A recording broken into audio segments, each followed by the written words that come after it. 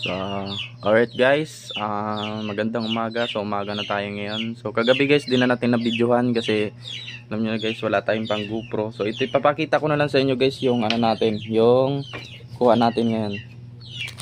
Pita. So, ito guys yung kuha natin ngayon. Nukos. Kasi namana tayo, nag-spear fishing tayo kasi walang ulam yung anakan natin. Ayan, ito. Hindi po yan parrot fish. And then ito guys, malaking kumbutan, tsaka tagbago guys, isang piraso lang.